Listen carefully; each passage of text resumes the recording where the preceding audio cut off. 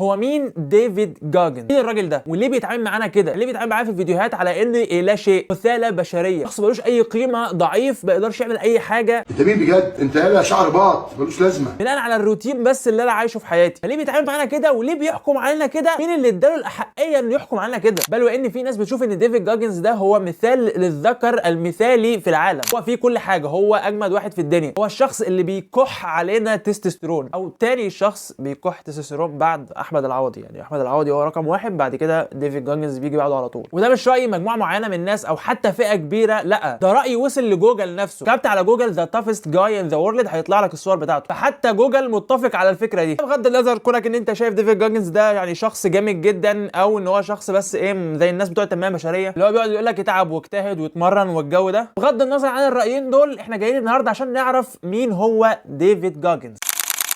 Did Goggins train today? That's like asking if water is wet. Goggins! What a savage! How did you beat us here? I ran 34 million miles in negative 127 degrees with no shirt on, and I ain't done yet, baby!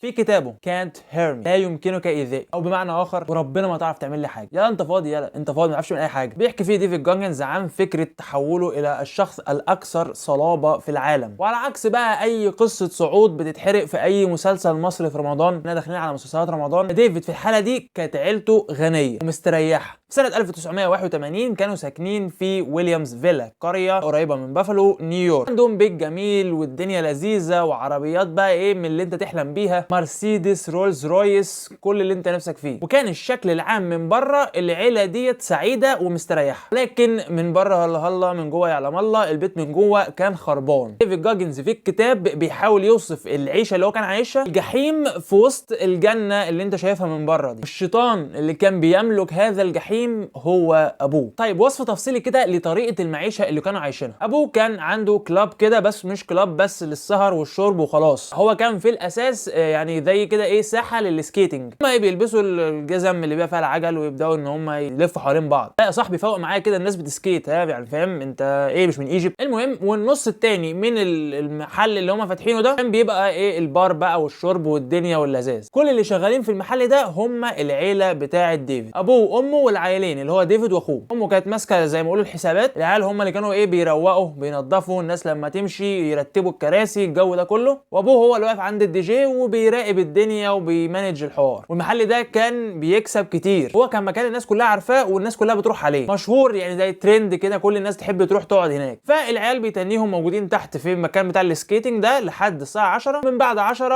امهم بتاخدهم تطلعهم في مكتب كده يناموا فيه، بتتقلب بقى المواعيد والناس اللي هي بتاعه البار بقى بتيجي عشان تسهر وتشرب والجو ده كله. طبعا الفكره ان ديفيد لما كان بيجي ميعاد الساعه 10 عشان يناموا عشان تاني يوم وراهم مدرسه، ان البار بقى موسيقى واغاني والدنيا على اعلى صوت، ما فيش نوم يابا، يتنيه مطبق لتاني يوم، وكلهم كانوا بيطبقوا لتاني يوم. ابوهم طبعا اللي هو بيروح ممكن يروح ينام عادي جدا مفيش اي مشكله ويرجع تاني على الشغل. ابو ديفيد بقى او الشيطان الكبير على راي ديفيد كان كل همه هو الفلوس اللي بتجيله من المحل ده، وبيتعامل مع مراته وعياله على انهم مش بس موظفين، يعني هم لو موظفين عنده كان هيكرمهم اكتر من كده، لا عبيد حرفيا. فمثلا في مره من المرات كان ديفيد طلع هو واخوه عشان يريحوا شويه فوق الساعه 10 عشان تاني يوم الصبح هيروحوا المدرسه. فديفيد وهو رايد هو واخوه سمع ديفيد صوت امه بره، فقال يطلع يبص يشوف كده امه بتعمل ايه، بتجيب حاجه بتعمل حاجه، لقاها واقفه بصه على ابوه، وابوه كان واقف يتغازل باحدى الفتيات اللي هي تتخذ الجهه اليسرى من الحياه في التعامل مع بقيه الناس، ماشيه على حل شعرها من الاخر. المهم هي ست زي اي ست راحت مدياله النظره دي اللي هي ايه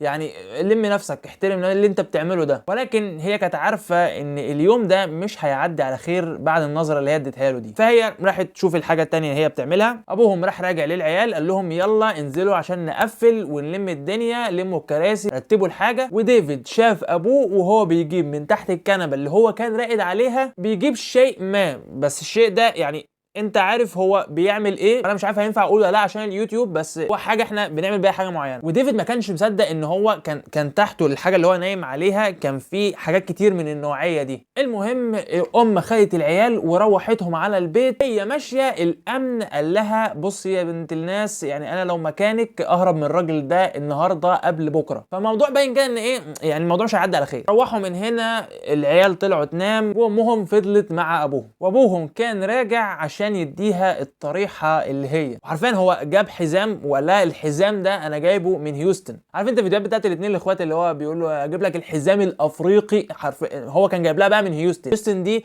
يعني بلد عند نهايه امريكا قرب كندا، مكان بعيد قوي، فكان جايب لها الحزام الافريقي بجد. وشغل الضرب من هنا يا معلم. طبعا ديفيد من كتر سماع الصوت بتاع امه وهي بتصوت من كتر الضرب قدرش يستحمل، قام من البطانيه وهو عنده 6 سنين ونزل وراح نط على الراجل يحاول يشده، يحاول يعمل اي حاجه. طبعا حدفه كده اداله رجل ولا اي حاجه وكمل زي ما هو عادي مفيش مشكله. وقال لها بالنص كده انت بتربي هجام عربجي، انت هتطلعي لنا مجرم. طبعا اللي وقف حوار الضرب ده كله هي ان هي لحقت بسرعه ضربت جهاز الانذار. ومش عارف هل كان في البيوت ساعتها في 1981 يبقى في البيوت جهاز انذار بيستدعي الشرطه اول ما انت تضغط عليه. الشرطه راحت هناك، الاب طلع بكل شياكه قال لهم يا جماعه انا كنت بحاول بس اربي مراتي شويه، انا جايب لها عربيات زي ما انتم شايفين رولز رويس ومرسيدس، والبيت عامل ازاي والعيشه عامله ازاي والفلوس عامله ازاي لبس عامل ازاي، فاكيد يعني انا مش عايز اضرها واعمل لها حاجه، انا بس بأدبها شويه. بيستشهد ان هي كانت بترمي عليه حاجه فهو كان بيعلمها الادب. الشرطه مش عارف ايه اللي حصل فجاه قالوا له خلاص يا باشا انت تمام، الكلام ده بتقوله صح 100%،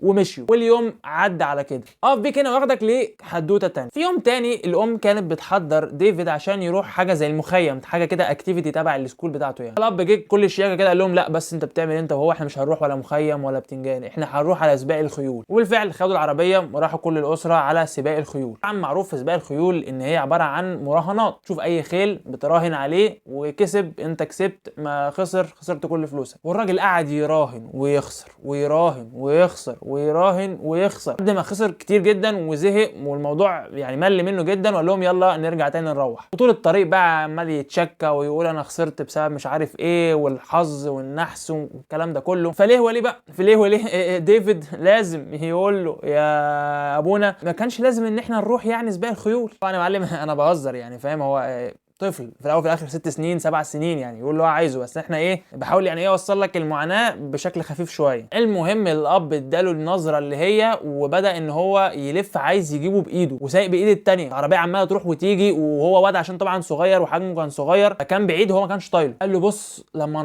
لما تروح تقعد لي على السرير سلبوته كما ولدتك امك. ديفيد روح وعمل كده فعلا وقعد على السرير من غير اي حاجه خالص وابوه دور الضرب. ديفيد في اللحظه دي كان بيقول انا ما كنتش عايزه يستمتع باللي هو بيعمله، انا ما كنتش عايز ابين له اي احساس مني بالالم عشان ما خلوش يستمتع باللحظه اللي هو بيعملها. وسابه لحد ما خلص خالص وزهق منه ومشي. الموضوع ما وقفش لحد هنا، الموضوع وصل لمرحله ان الاب رفع نفس الشيء اللي انا قلت لك عليه اللي كان هياخده عشان يعمل نفس الحوار مع امه على راس ديفيد وهو عنده 6 سنين. لما في مره كان ديفيد واخوه بيلعبوا بره البيت وابوه كان مشغل جهاز الانذار في البيت بحيث لما اي حد بيفتح جهاز الانذار بيشتغل، لان ابوه كان بيعمل حاجه كده يعني هي مش قانونيه مش لازم تتعرف. واول ما ديفيد روح وفتح الباب وجهاز الانذار اشتغل ابوه طلع ووجه نفس الشيء في راس ديفيد. وقف لبعض اللحظات كده وبعد كده سابه ومشي. في اللحظه دي ديفيد بيقول ان هو ادرك ان هيجي مره من المرات وهنلاقي حد من هو او اخوه او امه متخلص عليه. ومن هنا بتبدا خطه الام في محاوله من الهروب من هذا الشيطان اللي هم عايشين معاه. كلمت واحده من صديقاتها اللي كانت عايشه معاهم زمان، لا بص يا ست الكل وربنا انت ما معاكي فلوس ولا معاكي شغلانه ولا اي حاجه، انت على الابيض، فانت حلك الوحيد ان انت تمايني الدنيا وتمشي الحال دلوقتي لحد ما تاخدي منه بطاقه ائتمانيه. البطاقه الائتمانيه ديت يعني بتوفر لها بعض الفلوس اللي هي تقدر تعيش فيها بعد كده بعد ما تهرب منه. الام بالفعل كانت بتحضر للخطه ديت وان هي تاخد الثقه وتقدر تروح تاخد منه امضاء او تاخد منه البطاقه الائتمانيه. والفعل حصل الموضوع ده وجات له في لحظه انا مش فاهم هو كان غايب عن الوعي ولا ايه، بس I think ان هو كان واعي ولكن مبسوط زياده عن اللزوم او مزاجه كويس ومضى على البطاقه الائتمانيه. بص هو عامه يعني لاي بنت يعني روحي للراجل وهو بياكل، اللحظه اللي بيبقى الراجل جاي فيها جعان مش قادر انت بتجيبوا له احلى اكله هو بيحبها يمديلك على بياض، هو هيمديلك شيك على بياض، هيمديلك الورث كله يمدولك مفيش مشاكل. دي نقطه الضعف اللي عندنا. المهم يوم في الثاني في الثالث جيت اللحظه اللي ايه زي ما بيقولوا كده القشه التي قسمت ظهر البعير. ابوهم كان قاعد وهم قاعدين بيفطروا وبدا بدا ايه يشتم في امهم كده عادي، ويقول كلام ويشتم ويعمل ويسب والكلام ده كله. امهم قالت لا بس انا خلاص انا جبت اخري، وزي اي ست مصريه انا ماشيه وسايبه لكم البيت ومش هتعرفوا لي طريق جره. وقالت للعيال اللي عايز يجي معايا يجي، مش عايز يجي يخليه. وطلعت جهزت شنطتها والعيال طلعوا معاها، وابوهم شايف المنظر ده ومصدوم. مش دي الست اللي كانت عايشه طول السنين دي معايا كانها عبده حرفيا بتعمل اي حاجه انا عايزها، فجاه في لحظه كده اللي هو سابت البيت وماشيه ازاي؟ لا بص يا ست الكل، والله انت لو طلعت بره البيت ده انت مش هتعرفي تروحي في حته، انت لا ليكي بيت تاني ولا معاكي فلوس ولا عندك شغلانه، فانت خسرانه من كل الجوانب. هي مدياله الطرشه مش سامعه اي حاجه، وطالعه تاخد العربيه عشان تمشي. العربيه اللي هي كانت بتاعت ابوهم بس هي اللي كانت بتسوقها عادي. قال لها يا بنت الحلال لو عديتي اخر الشارع اللي هناك ده انا هجيب واحده تانية غيرك على طول في لحظتها، هتجوز واحده تانية. وهي مفيش عادي ولا فرق معاها، لحد ما نزلت ركبت العربيه وطلعت اذ تتفاجئ ان ابوهم جاي وراهم. هي بسرعه جدا بالعربيه زودت، وبعد كده راحت داخله في شارع جانبي هو ملحقهمش. هما كان عندهم اعتقاد كبير ان هو يعني حتى لو حاول يطاردهم الوقت كان جه لفتح المحل بتاعه، وهو مش هيضيع يوم من الفلوس اللي بتجيله من المحل. فخلاص هم مشيوا وهو طلع على الشغل. الخطه كلها كانت ماشيه نحو ان هم هيروحوا على انديانا، خاصه في قريه اسمها برازيل. وبالفعل راحوا انديانا في قريه برازيل في بيت جد ديفيد. طبعا الفكره ان هي ترجع تاني تعيش في بيت ابوها كان الموضوع صعب، لسه بقى هتدور على شغل وتحاول تجيب فلوس وترجع بقى تدفع فواتير الكهرباء والحاجات دي كلها، وهتجيب فلوس منين؟ هي معاش شغلانه. فالموضوع كان صعب وشاق بالنسبه لهم. ديفيد وامه كان بالنسبه لهم رحمه، انا اعيش في الفقر ما عنديش مشكله طالما انا بعيد عن الراجل ده. ولكن اخوه ما استحملش ورجع تاني يعيش مع ابوه، رغم انه كان زيهم بياخد العلقه التمام من ابوه، بس مفيش برضه هو رجع يعيش معاه. طبعا من هنا بدا واحده واحده يعيش ديفيد حياه مختلفه تماما. المدرسه بالنسبه لديفيد في الحياه مع ابوه كانت بالنسبه له المهرب من الضرب اللي كان ابوه بيضربه له، المكان الامن اللي يقدر ينام فيه شويه. المدرسه في الحياه الجديده في برازيل متعه بالنسبه له مع المدرسه اللي كانت موجوده هناك. كانت بتاخده بقى واحده واحده وبالراحه وبتبدا تعلمه، خاصه ان ديفيد كان عنده مشاكل في التعليم، ان هو يعني فهمه بطيء شويه، يستوعب الموضوع ببطء. ولكن هو كان بيحاول يجتهد في المدرسه على قد ما يقدر، خاصه عشان ما يزعلش امه اللي كانت معتمده من الواد خلاص بقى في المدرسه وحياتنا بتستسلم واحنا فقراء، فالدنيا معايا صعبه اصلا، فمش ناقص ان انت تطلع من المدرسه يعني وتبقى فاشل. ولكن الموضوع ده ما كملش كتير لحد ما اتغيرت المدرسه اللي كانت بتدرس لديفيد. المدرسه دي بقى بتضغط عليه وبتوتره وبتعامله بشكل صعب وبتقعد دايما تقل منه والكلام ده كله. ولكن في الفتره دي امه اتعرفت على شخص اسمه